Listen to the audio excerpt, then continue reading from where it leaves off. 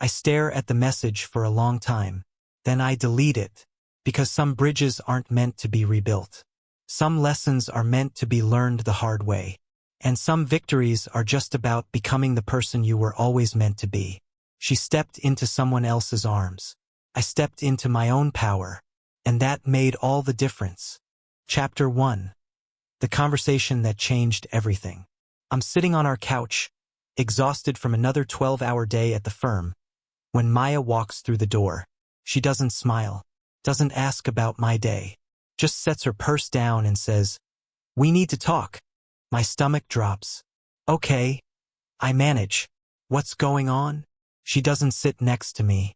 She takes the chair across from the coffee table, the one we bought together at that antique market 2 years ago. The distance between us suddenly feels like miles. I've been thinking a lot about us lately, about where we are, where we're going. Maya, you're scaring me. Just say it. I'm not happy anymore, Ethan. I haven't been for a while. The words hit like a physical blow. What do you mean? I thought we were good. I feel stuck, like my life is on pause, like I'm waiting for something that's never going to come. She takes a breath. I need more than comfortable. I need excitement, passion, someone who makes me feel alive. And I don't do that? She doesn't answer, which is answer enough. There's someone else, isn't there? Ask. It's Derek. Her eyes widen. How did you? You've mentioned him about 100 times in the past few months. How brilliant he is. How ambitious. I laugh bitterly. I'm not an idiot, Maya. It wasn't planned. It just happened.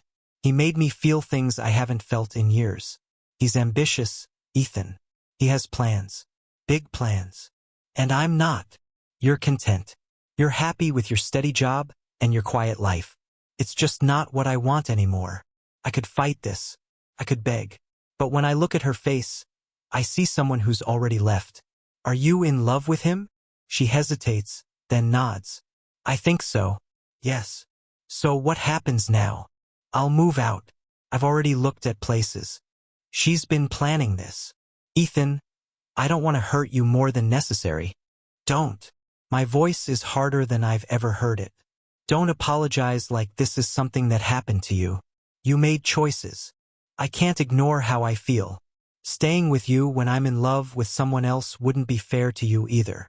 If he makes you happy, Maya, then go. I won't stand in your way. She looks surprised. Maybe she expected me to fight harder.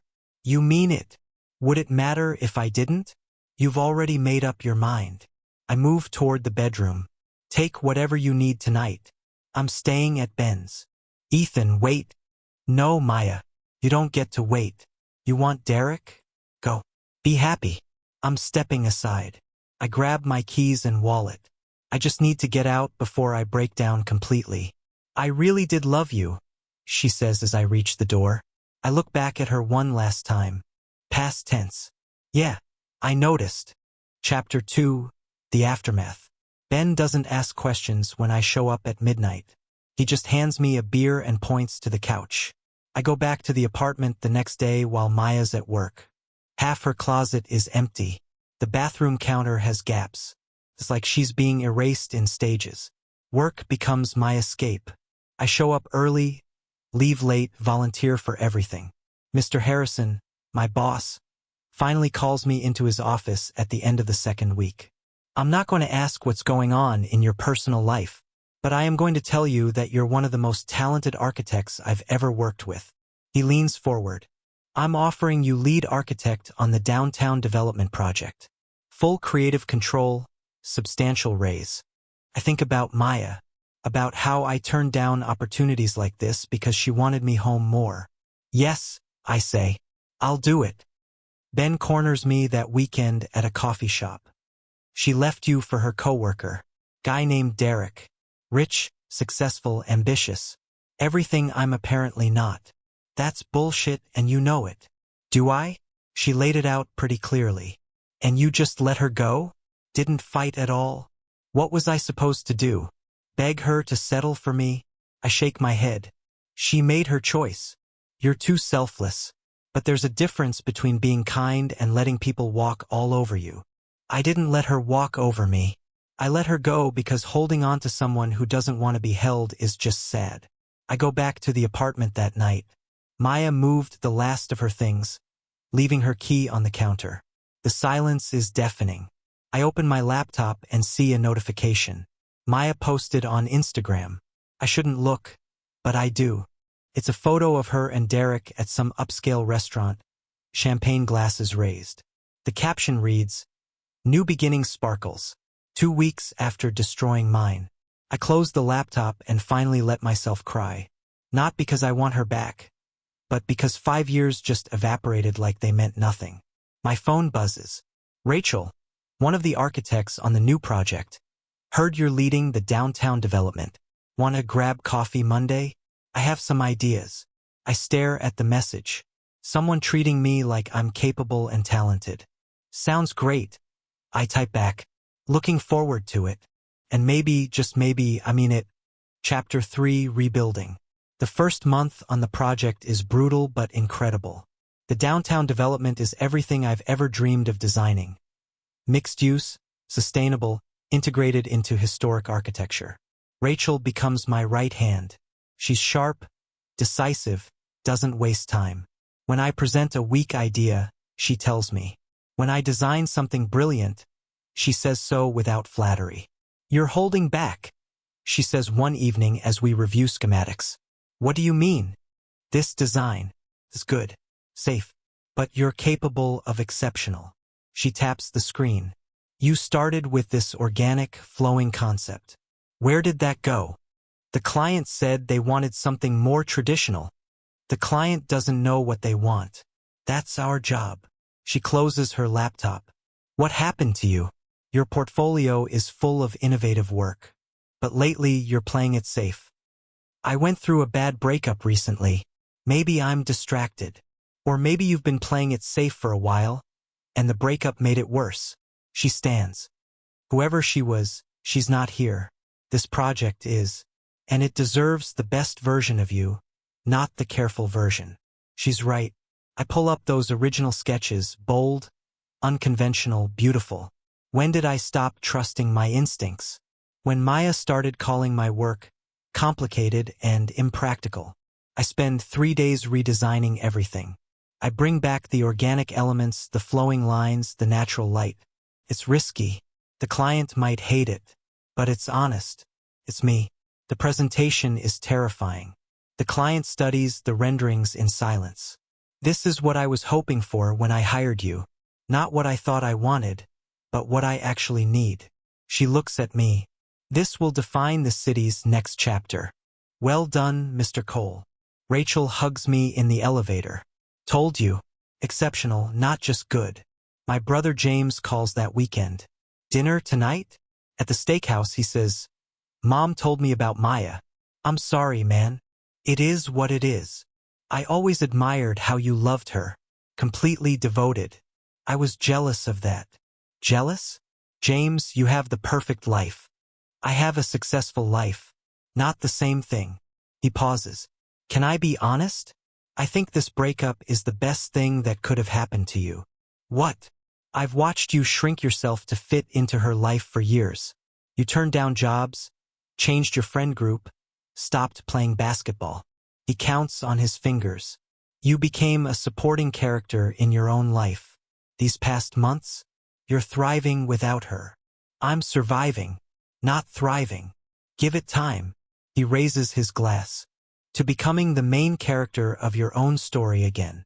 On my way home, I stop at a bookstore. Something I haven't done in over a year because Maya found them boring. At the register, I run into Natalie, Maya's best friend.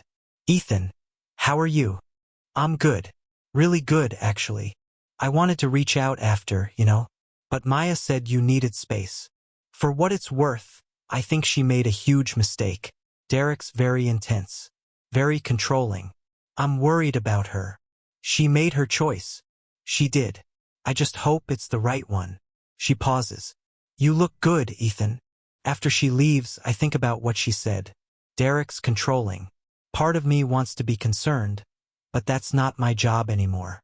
I go home, put on music I actually like, cook a meal I want to eat, and read until midnight. No compromises. Just me living my life.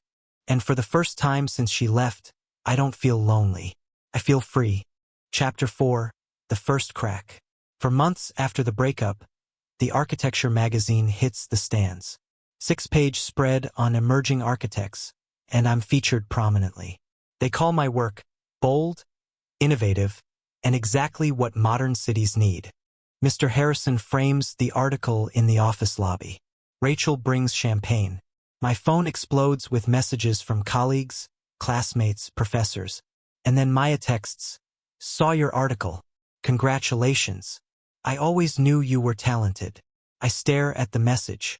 She always knew I was talented. Where was that knowledge when she left me for not being ambitious enough?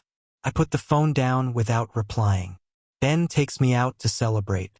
"Look at you, Mr. Famous Architect. And I noticed you didn't respond to Maya's text." "How do you know about that?" "Because I know you." "So did you respond?" "No." "Good. She doesn't get to be proud of you now." He raises his shot glass. To being too busy thriving to look back. The next week, Rachel and I present to the City Planning Commission. It's crucial approval, and I'm nervous. The presentation goes flawlessly. We're seamless, finishing each other's sentences, anticipating questions. They approve unanimously. We did it. Rachel grabs my arm outside. We're a great team. Over celebration dinner, we talk about architecture philosophy, favorite buildings, career goals. It's easy, comfortable, equal. "Can I ask you something personal?"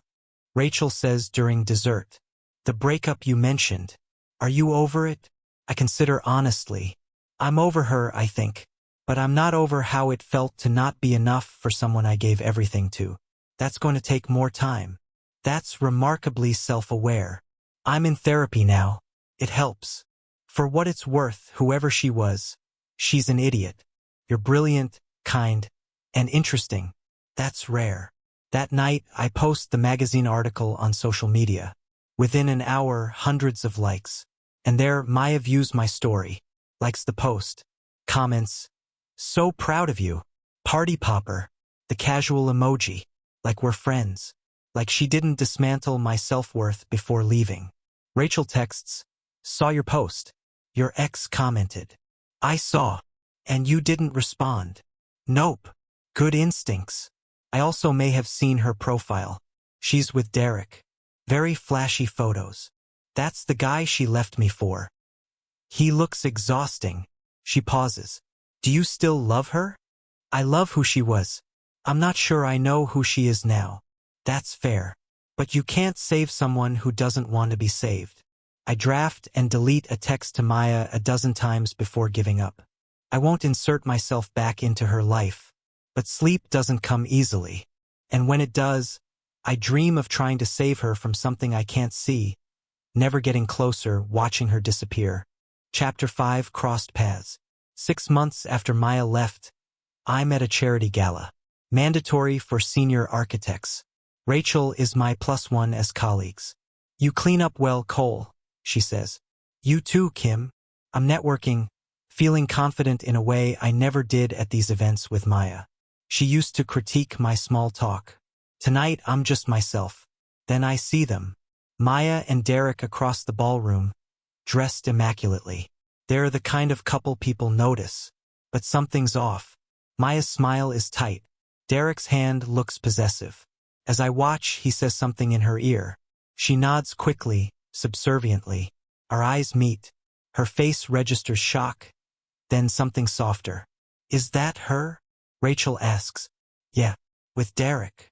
Maya excuses herself and walks toward me. "Ethan," she says. "Hi, Maya. Good to see you. You look amazing. Different. I've been working out. This is my colleague, Rachel Kim." "Pleasure," Rachel says with perfect politeness. "I read about your project. It sounds incredible." "Thank you." Derek appears, sliding an arm around Maya's waist. She flinches slightly. "So this is the ex-Derek Sullivan. Saw your article. Impressive." His grip is too tight. I match his pressure without escalating. "Thank you." Congratulations on your relationship. No hard feelings, right? These things happen. No hard feelings at all. Actually, I'm grateful. Pushed me to focus on my career in ways I hadn't before. Sometimes what feels like loss is actually redirection. Derek's smile falters. Maya's looking at me with surprise. Are you happy, Ethan? Really? Maya asks. I choose honesty. I'm getting there. I'm building something I'm proud of. I have good people around me. So yes, I'm on my way to happy. You deserve that, Mr. Harrison approaches. Ethan, there's someone I need you to meet. Excuse us. As we walk away, Rachel whispers, you handled that incredibly well. I feel like I'm going to throw up. You were gracious, honest, and dignified. Trust me, you won that exchange. Later, Maya texts, it was good seeing you. You seem really happy. I'm glad. I stare at it before responding, I am. I hope you are too.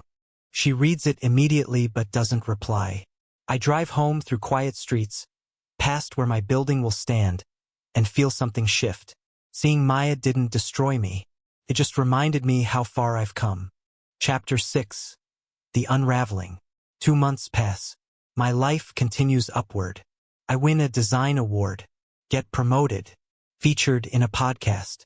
My social media showcases professional achievement and personal growth. Maya views every story, like selective posts, always the ones where I look particularly happy or successful. Then Natalie calls. Ethan, I hope I'm not overstepping, but I'm worried about Maya. Derek is controlling. He dictates what she wears, criticizes her career, gets angry when she talks to male colleagues. She's lost weight, stopped seeing friends. When I ask if she's okay, she gets defensive. My chest tightens. What do you want me to do? Nothing, probably. She made her choice. I just needed to tell someone who knew her before. Sophie, Derek's sister, messages me. I don't know if this matters, but Derek's done this before. Swept a woman off her feet, isolated her, then broke her down emotionally. I see him doing it to Maya. I thought you should know. I tell Rachel about both conversations. What are you going to do? She asks. Nothing. It's not my problem. But you're worried. Of course. I spent 5 years loving her. But worrying doesn't mean intervening. She made her choices. That's healthy. You can have compassion without making it your responsibility. That night, I draft text to Maya. If you need help, I'm here. Delete. Are you okay? Delete. I don't send anything. I can care about her well-being without sacrificing my own mental health. 2 weeks later, James shows me a news article. Derek's company is being investigated for fraud and embezzlement. Your replacement isn't as golden as he seemed. I read it. Derek's been stealing client funds, falsifying reports, living beyond his means. If convicted, he faces prison. This is going to destroy Maya. I say quietly. James puts a hand on my shoulder. Not your circus, not your monkeys. You've built a good life without her. Don't let her chaos pull you back. Chapter 7. The Reckoning. The news breaks on Tuesday. Derek Sullivan arrested for fraud. The mansion? Rented with stolen money. The cars? Leased with embezzled funds. The lifestyle Maya fell in love with? A complete fabrication. I stand at the construction site, surrounded by the real structure I'm building, and feel vindication mixed with pity. That evening, Maya's car is parked in front of mine. She gets out looking devastated, thin, disheveled, eyes red from crying. I didn't know where else to go. Everyone else says, I told you so, or wants gossip. But you won't do that. Maya, what are you doing here? Everything was a lie, Ethan. The success, the money, the future. All stolen. I gave up something real for it. I gave up you. Yes, you did. Get in. I'll drive you home. I don't have a home. The apartment was Derek's. I'm at a hotel. A cheap one. He took my money too. We sit in my car, heater running, silence between us. I'm so sorry. I destroyed the best thing in my life for a con artist. You weren't manipulated. You chose excitement and status over genuine love. That's not manipulation, that's character failure. You were good to me. You loved me without conditions. And I threw it away. And what would you have done if Derek hadn't been arrested? Would you still be here? Or would you still be with him? She doesn't answer. I spent 5 years loving you. 5 years putting your needs first. And you left without looking back. Do you know what that did to me? I'm sorry, she whispers. I believe you are. But regret doesn't undo damage. My voice cracks. I loved you more than I loved myself, and that was the problem. These past months, I've been finding myself again. You were always enough. I was the problem. You're right. But that doesn't mean I'm the solution to your problems now. You need to leave. Is there any chance, ever, that we could try again? I consider honestly. I don't know about forgiveness yet. But us? No. There's no version of the future where we get back together. You taught me I deserve someone who chooses me first. Those are painful but valuable lessons, and I won't unlearn them. You deserve better than how I treated you. I hope you find yourself. Not another relationship, but actual self-awareness and growth. She leaves and I close the door. My hands shake, and tears roll down my face. But they're not tears of heartbreak. They're tears of release. Final, complete closure. Ben calls. How are you? Sad, relieved, grateful, all at once. That's what closure feels like. Chapter 8. Thriving. 6 months later. A full year since Maya left. The building is complete. I stand in front of it at dawn and just stare. 23 stories of my vision. Realized. Rachel appears with coffee. Your vision. Realized. Our vision. You were instrumental. We're a good team. At the opening ceremony, the mayor speaks. Press everywhere. Then it's my turn. When I started this project, I was in a dark place. I'd just gone through a major life change. This building became my lifeline, a way to channel pain into purpose. I look up at it. Buildings, like people, are strongest when built on solid foundations. This building represents resilience. The idea that we can take what breaks us and build something beautiful. The crowd applauds. This building will stand for generations. And every time I see it, I'll remember that our lowest moments can lead to our highest achievements. Afterwards, I'm surrounded by congratulations, offers, opportunities. Sophie appears. Derek got sentenced to 8 years, and Maya moved to Portland. Started over. I'm glad she's okay. Later, I find Rachel on a balcony. Did you decide? About San Francisco? I turned it down. I have an amazing opportunity here. We're a great team. She pauses. There's also the fact that I might have feelings for you beyond the professional realm. I stare at her. You have feelings for me? Turns out watching you transform into the best version of yourself is pretty attractive. I'm not asking for a relationship. I just thought you should know. How do you see me? I see someone brilliant who's still discovering it. Someone kind without being a pushover. Someone who's become whole on his own. She meets my eyes. I see an equal. Someone I could build something real with, not because I need to, but because I want to. That's the nicest thing anyone's ever said to me. I'm not ready for a relationship immediately, but I'd like to explore this. Slowly. That would be perfect. Besides, we have 3 more projects together. Plenty of time. That night, I post the building photo. Sometimes the structures we build after everything falls apart are stronger than anything we constructed before. Grateful for the journey, the pain, and the growth. Maya comments, so proud of you. You did it. Red heart. I respond, thank you. I hope you're finding your way too. She likes the comment but doesn't respond. And that's okay. Rachel texts, great speech today. Proud to be your partner. Professionally. For now. Smiling face with smiling eyes.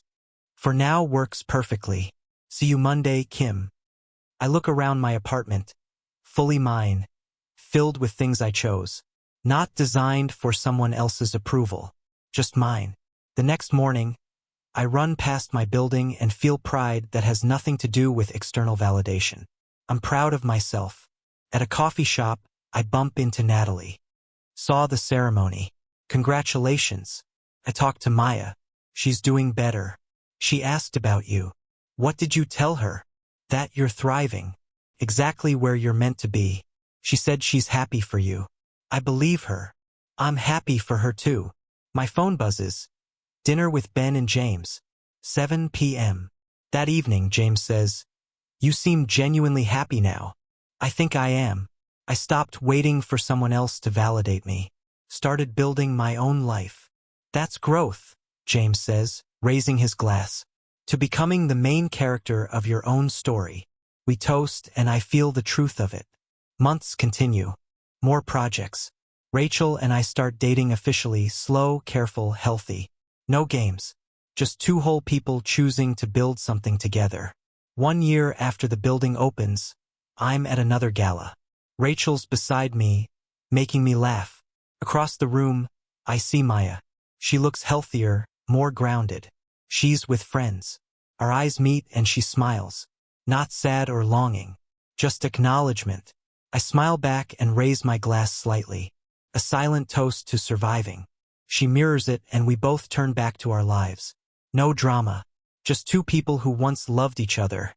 Now living separate, better lives. Was that her? Rachel asks. Yeah. You okay? I'm great, actually. Seeing Maya doesn't hurt anymore. It's just a reminder of how far I've come. Want to get out of here early? I have ideas for the Riverside project. Work talk at 9 p.m.? The best kind of pillow talk. She grins. I laugh and follow her out. As we walk, I look at my building lit up against the sky. A permanent monument to resilience. Maya stepped aside from my life, thinking she'd found something better. And in losing her, I found something better too, myself. She's somewhere rebuilding. And I'm here, living fully. We're both moving forward, just on different paths. I take Rachel's hand, and we drive off. Not toward a happy ending, because this isn't an ending. It's a beginning. The beginning of a life I built myself. And as we drive past my building, I think, this is what thriving looks like. Not perfect, not painless, but mine. Fully, completely, unapologetically mine. I'm smiling, not because Maya's watching, not because I proved anyone wrong, but because I finally understand that my happiness was never dependent on her staying or leaving. It was always dependent on me choosing myself. And I did. Every single day I choose myself. That's the real victory.